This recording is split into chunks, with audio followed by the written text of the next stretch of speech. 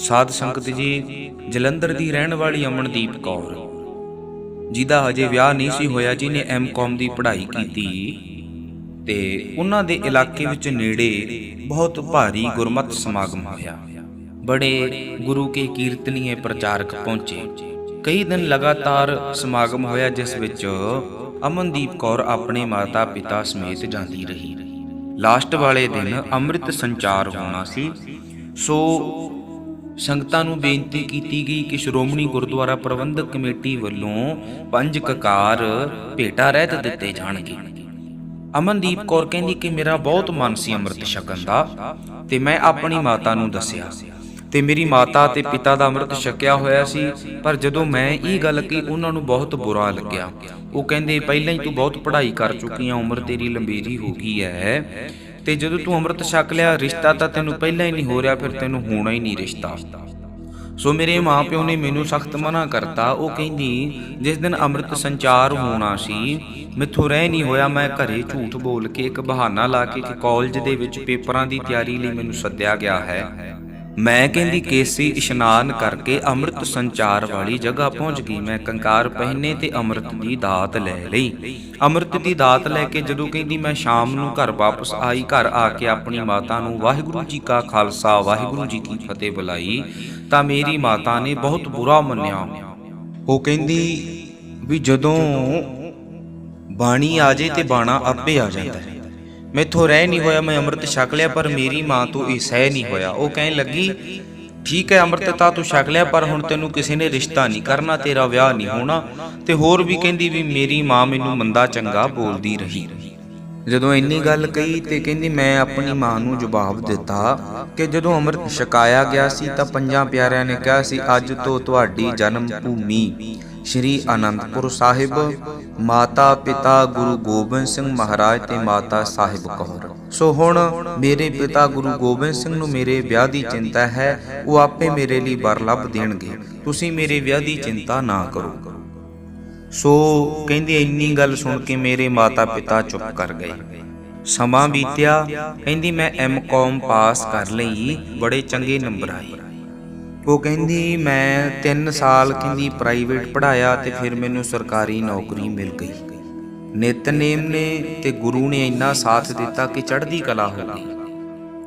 ਫਿਰ ਉਹ ਕਹਿੰਦੀ ਵੀ ਵਾਹਿਗੁਰੂ ਨੇ ਮੇਰੀ ਐਸੀ ਸੁਣੀ ਕਿ 15 ਦਿਨਾਂ ਦੇ ਵਿੱਚ ਇੱਕ ਮੈਨੂੰ ਰਿਸ਼ਤੇਦਾਰੀ ਦੇ ਵਿੱਚੋਂ ਹੀ ਇੱਕ ਰਿਸ਼ਤਾ ਆ ਗਿਆ, ਤੇ ਮੁੰਡਾ ਅੰਮ੍ਰਿਤਧਾਰੀ ਸੀ, ਜੋ ਕਿ ਮੈਥ ਦਾ ਸਰਕਾਰੀ ਟੀਚਰ ਲੱਗਿਆ ਹੋਇਆ ਸੀ।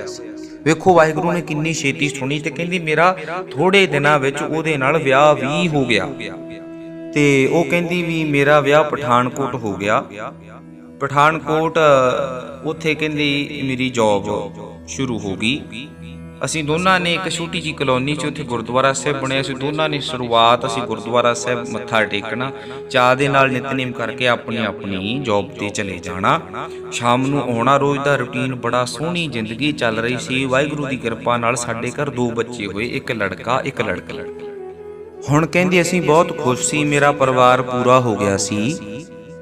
ਕਹਿੰਦੀ ਪਰਮਾਤਮਾ ਨੇ ਸਾਨੂੰ ਕੋਈ ਧੋਖੇ ਵਿੱਚ ਨਹੀਂ ਰੱਖਿਆ, ਕਿਉਂਕਿ ਗੁਰੂ ਗ੍ਰੰਥ ਸਾਹਿਬ ਜੀ ਦੀ ਬਾਣੀ ਵੀ ਕਹਿੰਦੀ ਹੈ ਨਾ ਕਿ ਦੁੱਖ ਸੁੱਖ ਦੋਏ ਦਰ ਕੱਪੜੇ ਪਹਿਰੇ ਜਾਏ ਮਨੁੱਖ। ਬਾਣੀ ਤਾਂ ਕਹਿੰਦੀ ਹੈ ਵੀ ਦੁੱਖ ਸੁੱਖ ਤਾਂ ਆਉਣਗੇ। ਸੋ ਪ੍ਰਮਾਤਮਾ ਭਾਈ ਭਗਤਾਂ ਦੀ ਪ੍ਰੀਖਿਆ ਵੀ ਲੈਂਦਾ ਹੈ। ਦੇਖੋ ਦੁੱਖ ਹੈ ਤਾਂ ਸੁੱਖ ਆਏਗਾ, ਜੇ ਸੁੱਖ ਹੈ ਤਾਂ ਦੁੱਖ ਆਏਗਾ। ਇਸੇ ਤਰ੍ਹਾਂ ਕਹਿੰਦੀ ਹੋਇਆ, ਕਹਿੰਦੀ 7 ਸਾਲਾਂ ਬਾਅਦ ਸਾਡੇ ਘਰ ਵਿੱਚ ਇੱਕ ਥੋੜੀ ਜਿਹੀ ਦਿੱਕਤ ਆਈ। ਕੀ ਹੋਇਆ? ਕਹਿੰਦੀ ਮੇਰੇ ਘਰ ਵਾਲੇ ਨੂੰ ਜ਼ੁਕਾਮ ਰਿਹਾ ਕਈ ਦਿਨ, ਫਿਰ ਖੰਘ ਹੋ ਗਈ, ਕਾਫੀ ਦਿਨ ਖੰਘ ਰਹੀ, ਖੰਘ ਹਟੀ ਨਹੀਂ। ਉਹ ਕਹਿੰਦੀ ਵੀ ਜਦੋਂ ਅਸੀਂ ਚੈੱਕਅਪ ਕਰਾਇਆ ਤੇ ਪਤਾ ਲੱਗਿਆ ਵੀ ਮੇਰੇ ਪਤੀ ਨੂੰ ਟੀਵੀ ਹੋ ਗਿਆ, ਤੇ ਟੀਵੀ ਦੇ ਨਾਲ ਨਾਲ ਕਾਲਾ ਪੀਲੀਆ ਵੀ ਹੋ ਗਿਆ। ਕਹਿਣ ਲੱਗੀ ਵੀ ਹਰ ਤਰ੍ਹਾਂ ਦਾ ਇਲਾਜ ਕਰਵਾਇਆ, ਪਰ ਪੀਲੀਆ ਹਟਣ ਦਾ ਨਾਮ ਨਹੀਂ ਸੀ ਲੈਂਦਾ। ਘੱਟੋ ਘੱਟ ਕਹਿੰਦੀ 4 ਮਹੀਨੇ ਸਾਡੇ ਇਸ ਬਿਮਾਰੀ ਵਿੱਚ ਹੀ ਲੰਘ ਗਏ। ਸੋ ਕਹਿੰਦੀ ਵੀ ਮੈਨੂੰ ਗਰਮੀਆਂ ਦੀਆਂ ਛੁੱਟੀਆਂ ਹੋਈਆਂ, ਤੇ ਮੇਰੇ ਪਤੀ ਨੇ ਕਿਹਾ ਵੀ ਤੈਨੂੰ ਛੁੱਟੀਆਂ ਹੋਈਆਂ, ਚੱਲ ਤੂੰ ਆਪਣੇ ਪੇਕੇ ਜਾ ਆ।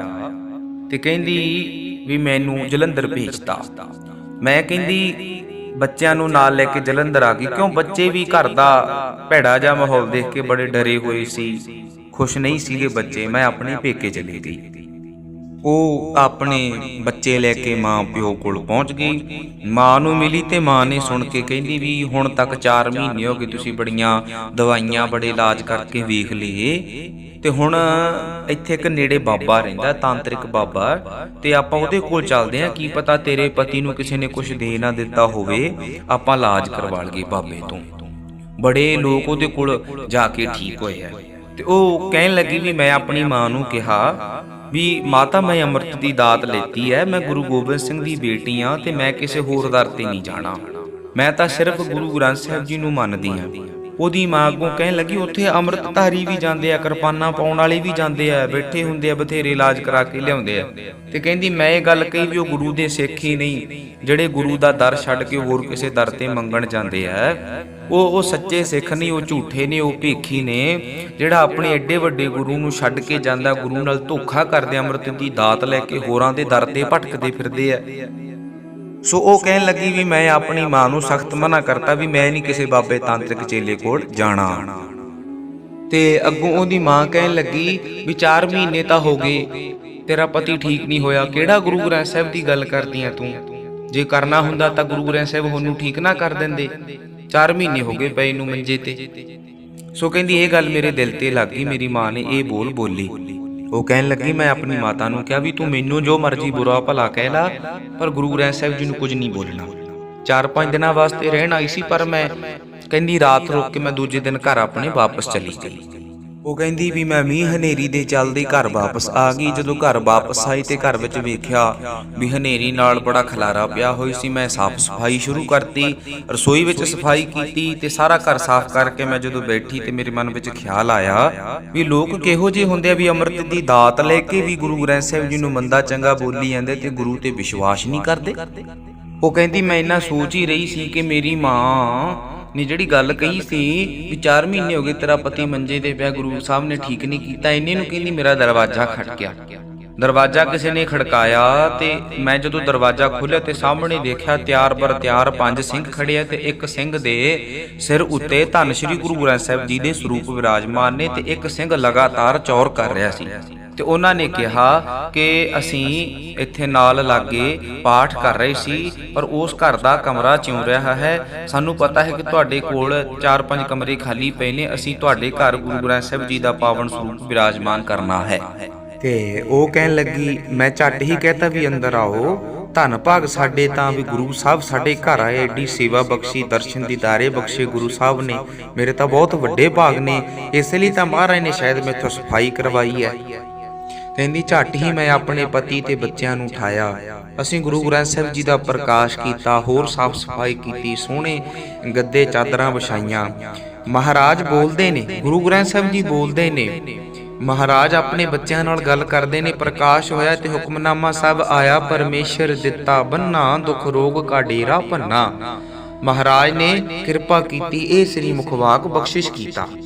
ਤੇ ਕਹਿੰਦੀ ਮਹਾਰਾਜ ਨੇ ਸ਼ਰੇਆਮ ਕਹਿਤਾ ਕਿ ਅੱਜ ਤੋਂ ਬੇਟਾ ਤੇਰੇ ਸਾਰੇ ਦੁੱਖ ਰੋਗ ਅਸੀਂ ਭੰਨ ਦਿੱਤੇ ਆ, ਦੂਰ ਕਰ ਦਿੱਤੇ ਆ।